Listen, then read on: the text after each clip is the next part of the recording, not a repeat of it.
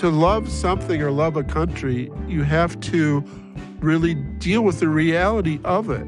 You know, it's not black and white, and there are a lot of wonderful things about America that are only enhanced by the fact that it's a growing, living organism that's changing and learning from its very rich and difficult history. Welcome to Good Citizen, a podcast from the Theodore Roosevelt Presidential Library. I'm Ted Roosevelt. My guest today says he is writing in his blood. David Maraniss is a Pulitzer Prize-winning author and associate editor at The Washington Post. He's written a number of books about iconic American leaders, and we talk about the qualities and defining traits of Barack Obama and Bill Clinton. But David also penned a profound narrative about his own father, in a good American family.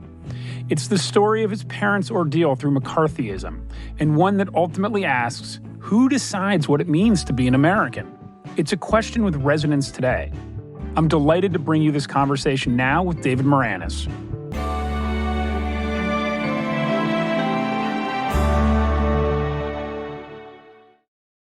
Thank you for joining us on this podcast, David.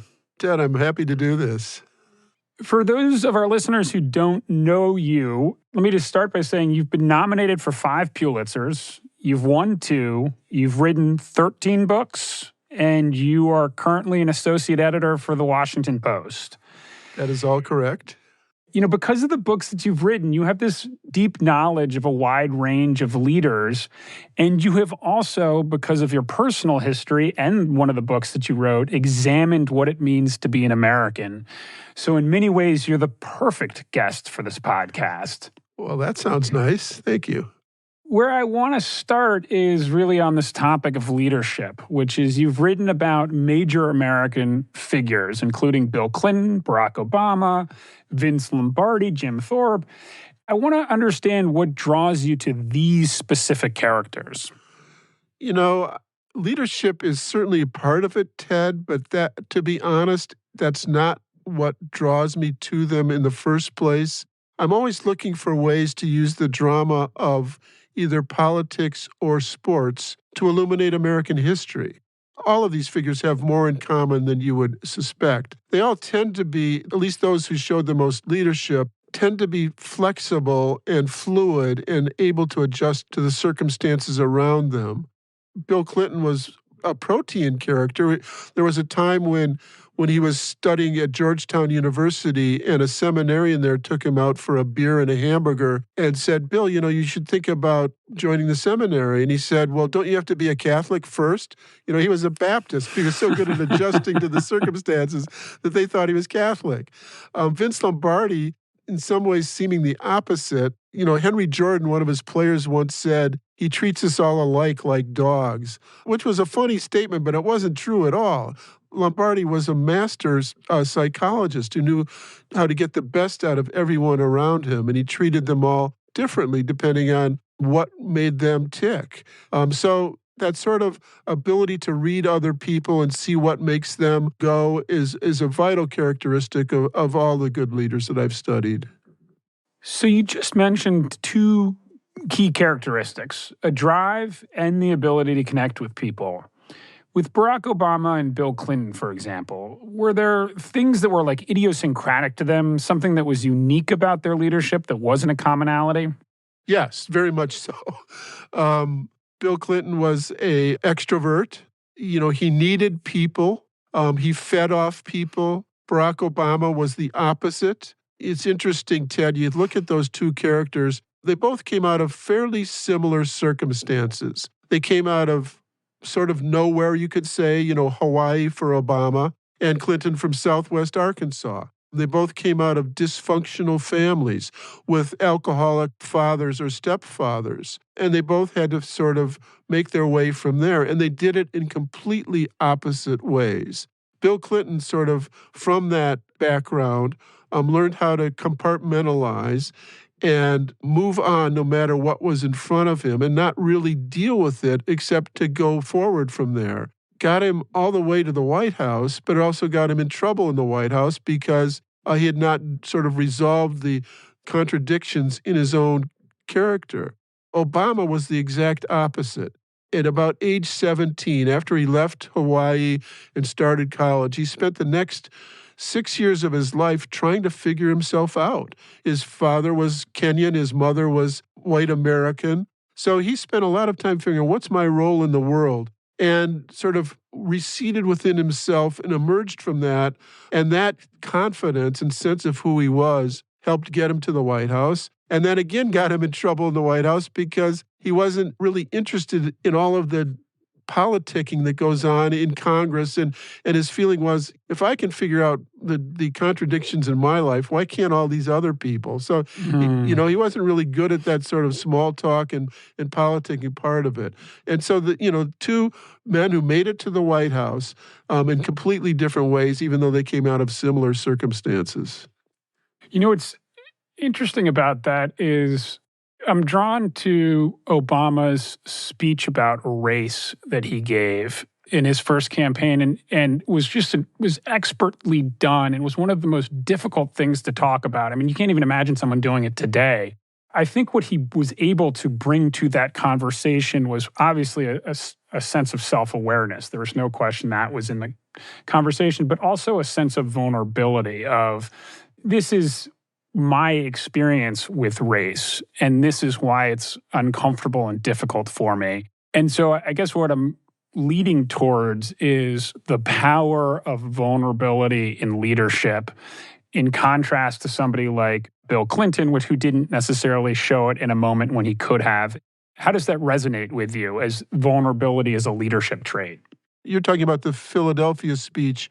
Yes. After there was so much controversy over his former pastor, Reverend Wright. But later, when Trayvon Martin was killed, Obama said, that could have been me, at that age. And that showed another level of vulnerability. It was always a fine line that President Obama had to walk in terms of race because he wanted to be considered a universal figure, which in many ways he was, as someone who was of mixed race and who lived in not only Hawaii, but also Indonesia as a little boy. And yet he was an African American by the definition of our society. And sometimes he was more criticized by African American leaders than by anyone else, and who said he wasn't black enough. So he had to deal with it in so many ways. I always thought of Barack Obama as more of a philosopher, a writer, and a teacher than a politician. He had more of a writer's sensibility in the sense that he was sort of one step removed as an observer of life. That allowed that vulnerability to show because that's what writers have to do in a way that most politicians don't. To paint with a broad brushstroke, is that type of intellect an asset for the president of the United States or a liability? It's both. And, one thing I've thought a lot about for all of the biographies that I've written is that in almost every case, someone's strengths are also their weaknesses. And it certainly was for Barack Obama. His strength was his capacity to see the shades of reality. He was very nuanced. And that's a great characteristic in a human being, but not necessarily in a president or a politician, because people want what they see as decisiveness and clarity and black and white in everything. That's what modern politics at least demands. And so it was a strength in some ways and also a weakness. Because of that way of thinking, he rarely seemed right on the zeitgeist. More often, he was either ahead of his times or behind his times. Often it was ahead and it seemed behind. For instance, Clinton, who was more of a tactician and thinking of how to survive this very moment. I don't know if it was about Clinton, but I've heard the term a political weather vane. I think Clinton was very good at seeing the political winds and adjusting accordingly. Is that a fault of the political system that our leaders and the best leaders are particularly attuned to the political zeitgeist and particularly assured about the direction we should go in, or is that a fault? Once again, Ted, I think it's both, and it depends on the situation. What sort of moral and political and ideological, ethical foundation the person has in the first place. If they don't really have one, then just going with the winds reveals that. On the other hand, it's important for any good leader to listen to the people and to the advisors around them. And then if they can be convinced that they're wrong, to change their mind. So in that sense, it's a strength. But just constantly going wherever you think the mood of the moment is a weakness, especially if you don't have that moral foundation to begin with. Were there values that you discovered in these leaders, things that these people cared deeply about? Was there any universal values that you ran into, or were there some that rose to the top in your mind? The notion of equality and racial justice was really a dominant theme. I mean, Bill Clinton, for his flaws, the idealistic side of Clinton was shaped by growing up in the South and sort of seeing the flaws of that racist system. And that's what drove him idealistically into politics from a pretty early age, to try to right that wrong. Vince Lombardi, very much so. He was an Italian-American. He thought in his era that he was discriminated against because he was a dark-skinned Italian-American and never got his shot to be a head coach until he was 45 years old. He almost gave up and went into banking until Little Green Bay hired him. One of the first things he did, he brought the first African-American players to Green Bay. Before him, I think there were 3 African-Americans in that town.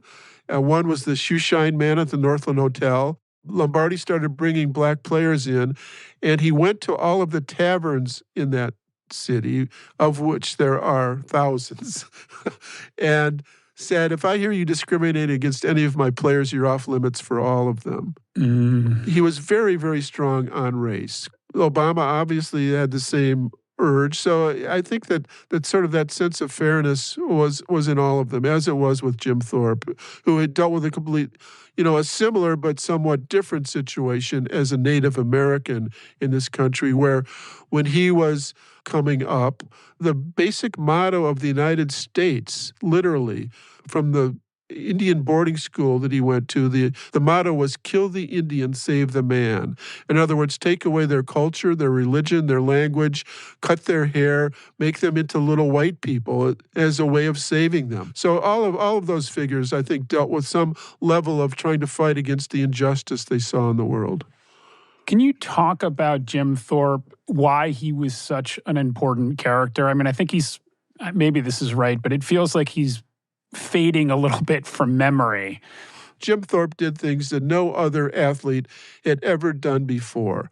He had the trifecta of being an All-American football player at Carlisle, the first great professional football player for the Canton Bulldogs, the first president of what would become the National Football League, a Major League Baseball player for the New York Giants and Boston Braves, and that gold medalist who won the decathlon and pentathlon at the 1912 Olympics. He was great at everything. He was a great ballroom dancer. He was an ice skater. He was even good at marbles. There was nothing that Jim Thorpe couldn't do. And so a couple of weeks ago, President Biden gave his family and him posthumously the Presidential Medal of Freedom, which was an incredible due justice. And when my book came out, there was another book by a friend of mine about Bo Jackson, and we did a few debates about who was the greatest. And, I didn't have to work very hard to win those debates. Well, Bo Jackson didn't win a gold medal in the decathlon. I think Jim Thorpe certainly needs to be a part of that conversation of the greatest athlete, and has maybe faded a little bit. So I appreciate you kind of going through that. I certainly had never heard that about his ability to play marbles before. I love that little detail.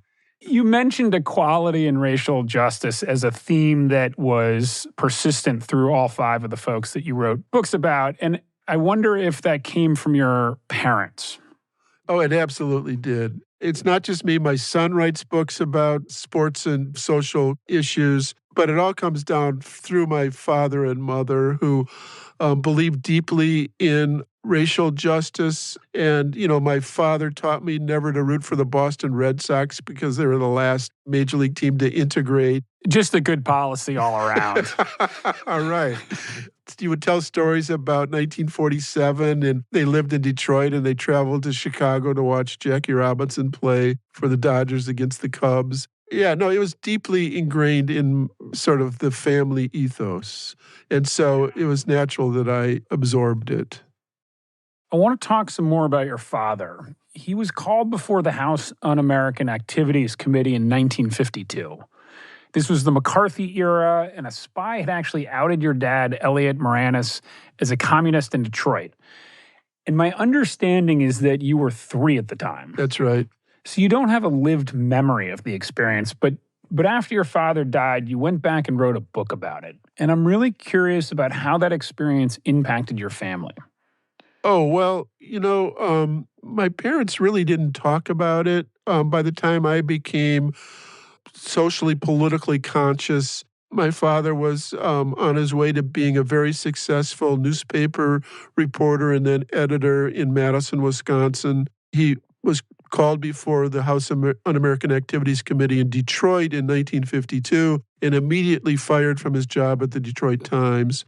I think he was blinded by his idealism to not see the evils of the communist system for a while as a young man. After the experience that he suffered as a result of that, he didn't really change his outlook on life. In other words, he didn't become a cynic like so many old leftists did that I've seen over the years.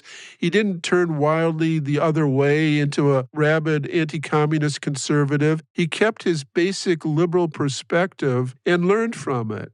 He would always tell me, Dave, things could be worse. And he infused in me that same sort of optimism in life, even after all that he'd endured. And so I really feel that he suffered and helped his descendants because of that. So I owe him a lot in that way and so many other ways. It's amazing, and I want to actually kind of pull on that experience of being labeled un-American. And yet I've heard you talk about the statement that he wasn't able to present to that committee, which is a very powerful statement about what it is to be an American. I think your father believed very deeply in his Americanism. Can you talk about that a little bit? Talk about the statement and talk about his sense of what it was to be an American?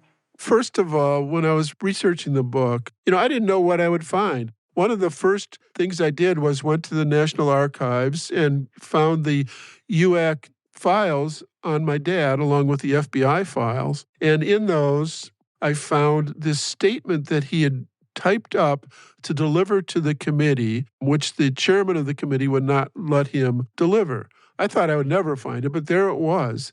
And it was typewritten. My dad was an old school hunt and peck typist, like so many of those front page type journalists were in that era.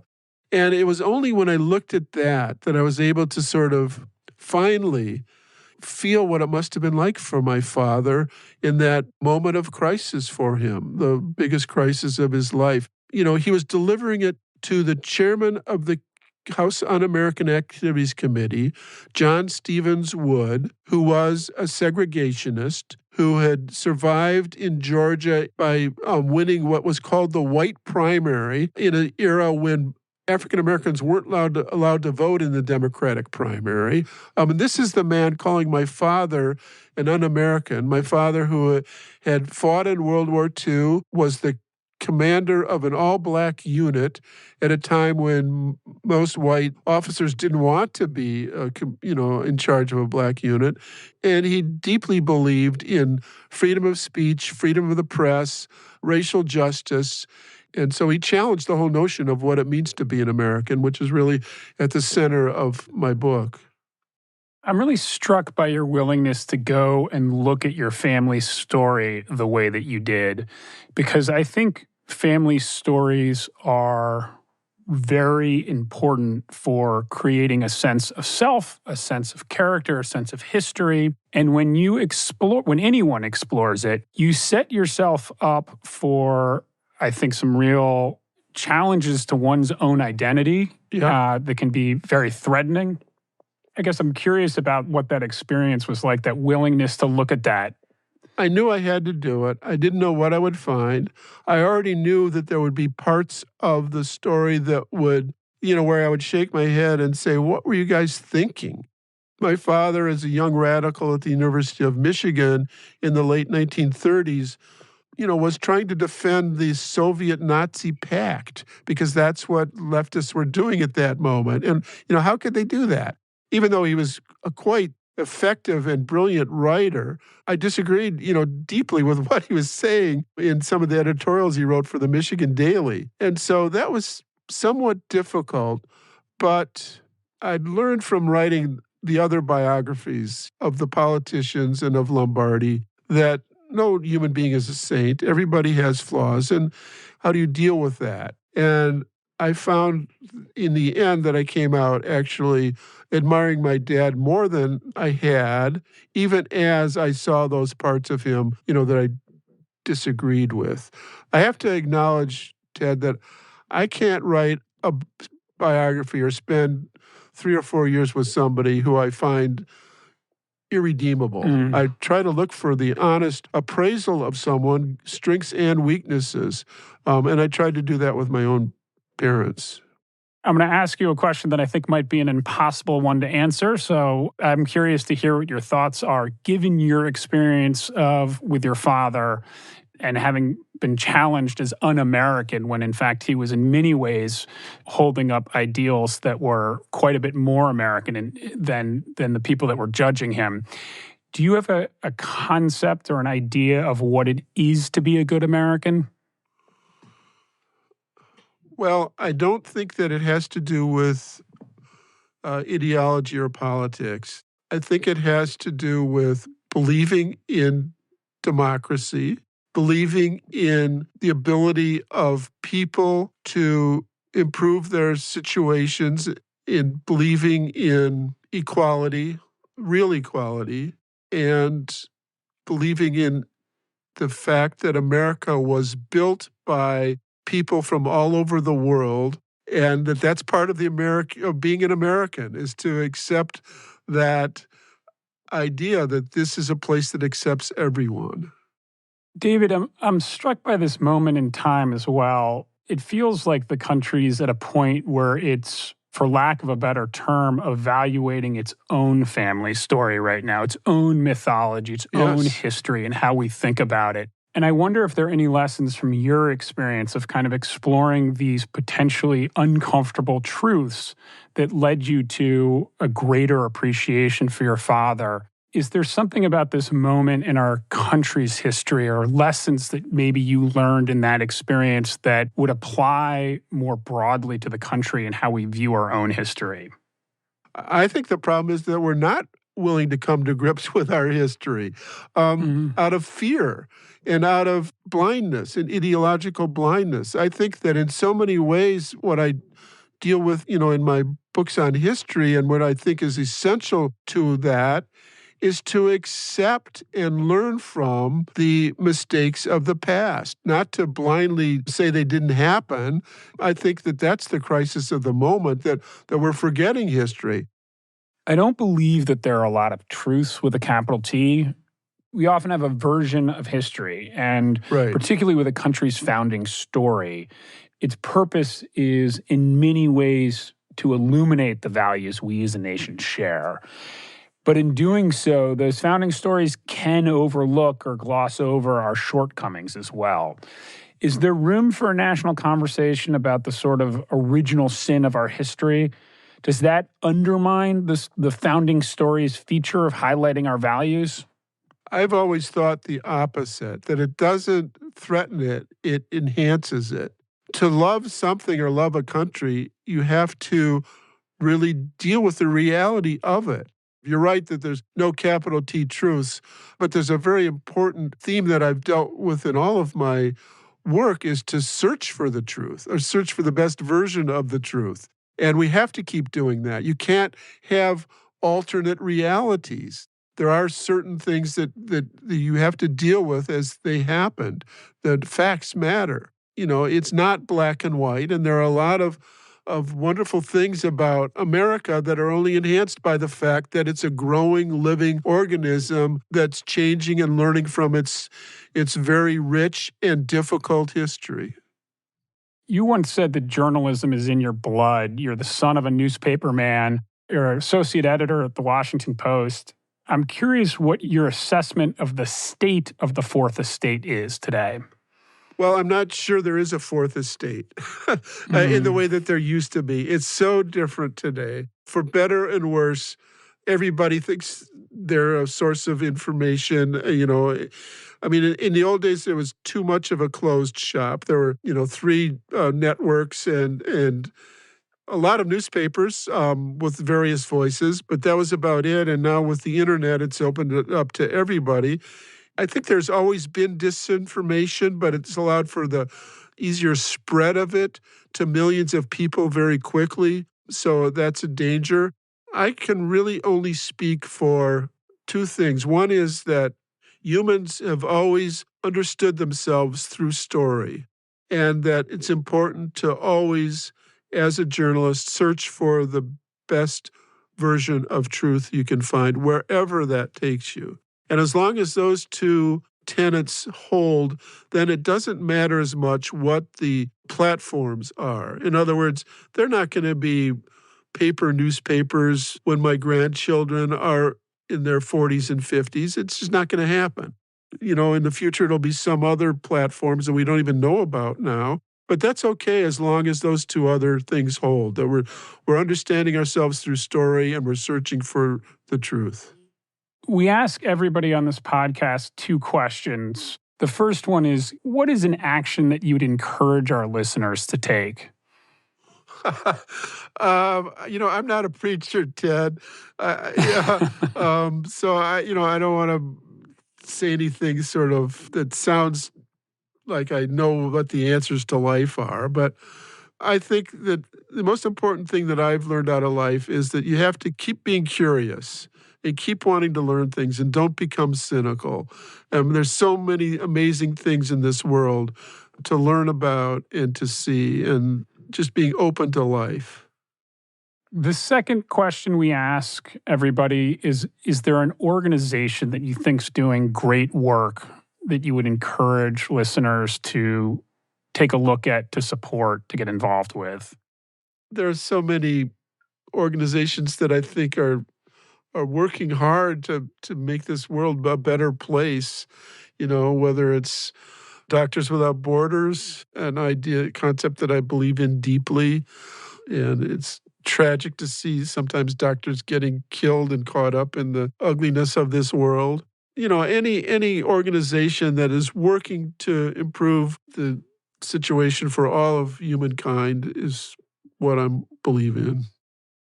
David, thank you for this conversation. It's been fascinating. It's been far-reaching. It has been just truly interesting and enlightening for me. So I really appreciate you taking the time to chat with us today. I really enjoyed it, and thank you for your great questions. Thank you, David, for your marvelous insights into some of our great leaders and your thoughtful commentary on American values and history. Listeners, be sure to look up his many best-selling books, including the in-depth portraits of Bill Clinton, Barack Obama, and Vince Lombardi, as well as the intimate and intensely researched A Good American Family, The Red Scare and My Father. His latest is Pathlit by Lightning, The Life of Jim Thorpe. Good Citizen is produced by the Theodore Roosevelt Presidential Library in collaboration with the Future of Storytelling and Charts and Leisure. You can learn more about TR's upcoming library at trlibrary.com.